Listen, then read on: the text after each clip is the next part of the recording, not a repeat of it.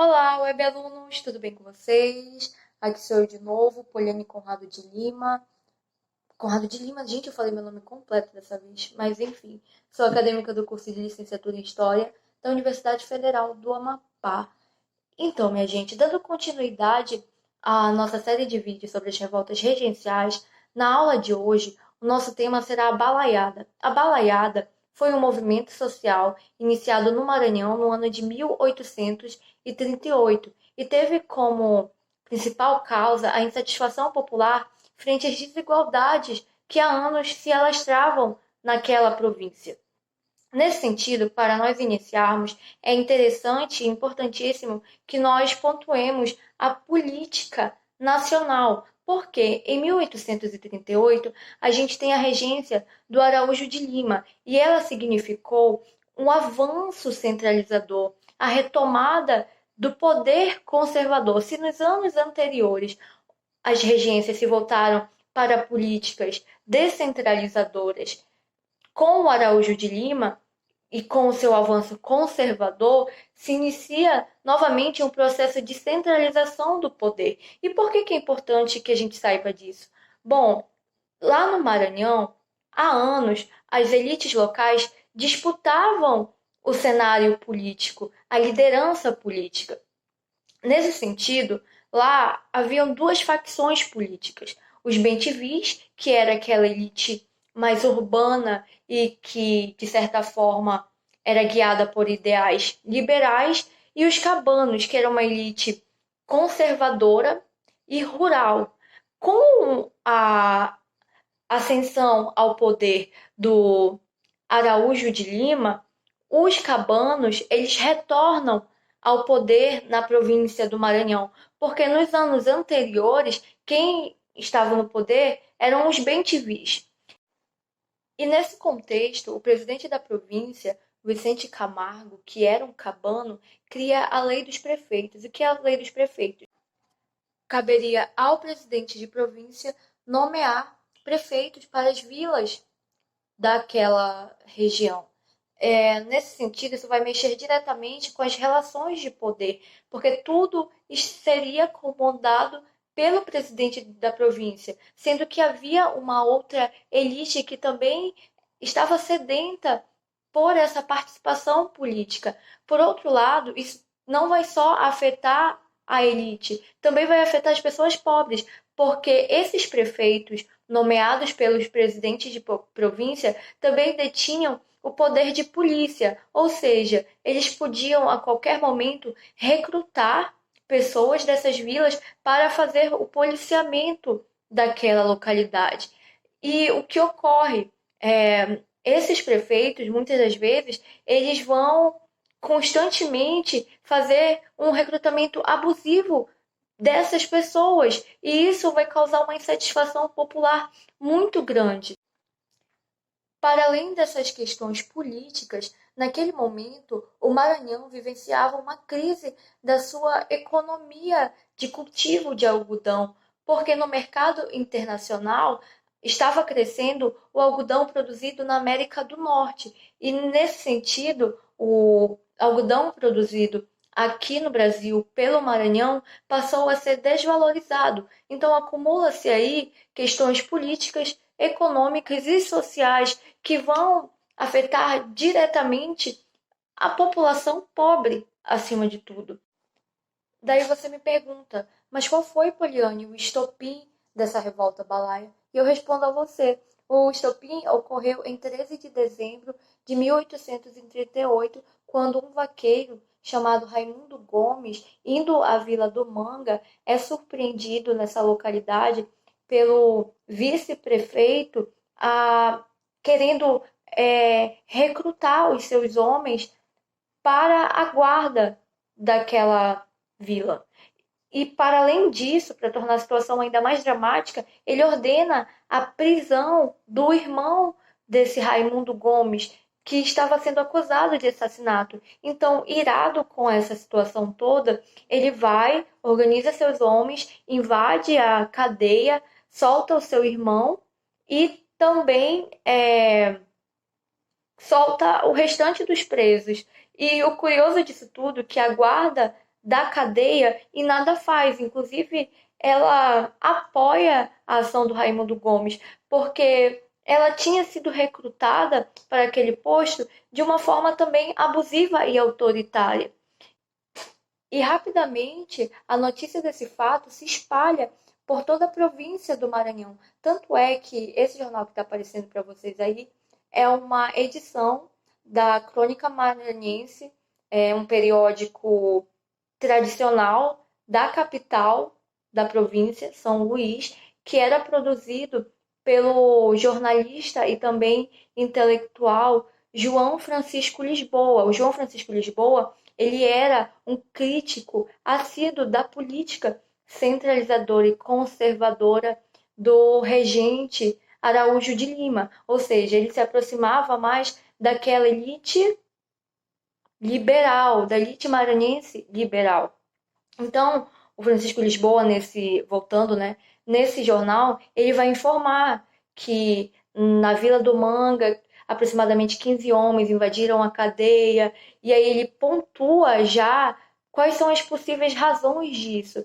E aí ele traz a questão do recrutamento policial indiscriminado que era praticado contra homens de cor, que é o termo que ele usa. Então, o João Francisco de Lisboa já nos dá pista daquilo que tinha acontecido.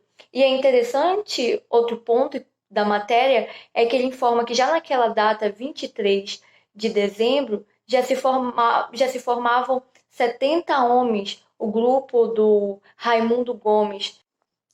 Ademais, no início da revolta, quem acha muito bom esse acontecimento são os bentivis, porque aquilo causaria uma instabilidade no governo dos cabanos. Só que com o passar da revolução, os bentivis vão se dissociando do movimento porque ele alcança muitas camadas populares. Inclusive, o movimento balaio, ele vai para além das fronteiras maranhenses, alcançando inclusive o Piauí e alguns municípios do estado do Ceará. E durante a expansão desse movimento, surgem outros dois líderes. Quem são eles? O primeiro é o Manuel Francisco dos Anjos, que também era chamado de balaio, devido à sua atividade de confeccionar cestos de palha que possuem esse mesmo nome, no caso balaio. E é a partir daí que surge, né, essa denominação balaiada. O Manuel, ele adentra ao movimento porque ele e sua família, em especial suas filhas, também tinham sofrido com a violência policial.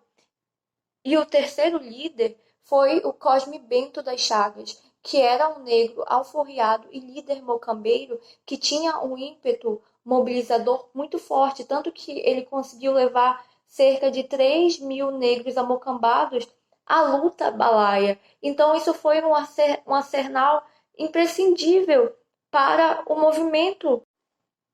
Percebam aí, pessoal, que nós temos já uma pluralidade de indivíduos. São vaqueiros, são artesãos, são negros amocambados, são camponeses que aderem a essa luta. Todas aquelas classes sociais que se sentiam prejudicadas com aquela política que apenas beneficiava aquelas elites que viviam conflitando entre si, aderiram ao movimento balaio. Estima-se que só no Maranhão cerca de 11.000 pessoas participaram. No Piauí, os dados variam de 6.000 a 8.000 pessoas. Então é muita gente mesmo. O movimento balaio foi se desenrolando e conquistou Caxias, que era a segunda cidade mais importante do Maranhão. Lá eles formam uma junta provisória que determina e entra em contato com o presidente da província pedindo que ele saia da sede do governo, no caso São Luís, e ceda aos balaios. Nesse interim, não aceitando as condições dos balaios, o governo do Maranhão pede ajuda ao Rio de Janeiro, que por sua vez, em 1840, nomeia uma outra pessoa para ser o governador da província e melhor combater a insurreição que ali acontecia. Nesse sentido, gente, o nome escolhido foi o do coronel Luiz Alves de Lima e Silva, que também ocupou o cargo de comandante de armas, onde ele, com um reforço de 8.000 homens mandados do Rio de Janeiro com armamento bélico, partiu para cima da balaiada, partiu para a repressão do movimento balaio. Ao fim do conflito, morreram, de acordo com as fontes oficiais, cerca de 6.000 pessoas. Muita gente, não é, pessoal? Para vocês terem noção do quanto a repressão ao movimento foi dura. Em 1841, é concedido, por meio de decreto imperial, perdão aos balaios, mas isso ocorre depois de muita luta, muita morte e também muitas prisões desses revoltosos. Aí você pergunta, mas o que ocorreu? O que foi que aconteceu com os líderes da balaiada? Gente, o primeiro a morrer foi o Manuel Balaio. Ele morreu antes do fim do conflito, mas também numa luta travada com a repressão. Já o Raimundo Gomes, ele é preso, mas antes de chegar na cadeia, ele morre também. Então, o único condenado vai ser o Cosme Bento, que em 1841 ele é condenado, em 1842 ele é enforcado em praça pública. Isso demonstra um claro ato de aviso: olha, não façam isso, senão o mesmo vai acontecer com você. E isso foi uma demonstração de poder, uma demonstração que visava amedrontar a população, as camadas mais pobres, sobretudo aquela de escravos. Então, gente, a gente pode conceituar a balaiada enquanto uma guerra civil sertaneja, uma guerra empreendida por pessoas que há anos enfrentavam uma situação de pobreza e miséria, enquanto uma elite ali ficava de picuinha por espaço político. É isso, pessoal. Tenham noção do quanto a força popular ela é revolucionária. E mesmo num período onde a palavra de ordem era o autoritarismo, essa expressão se fez falar e só foi reprimida devido a altos investimentos e empreendimentos desse governo. É isso. Obrigada. Até a nossa próxima aula.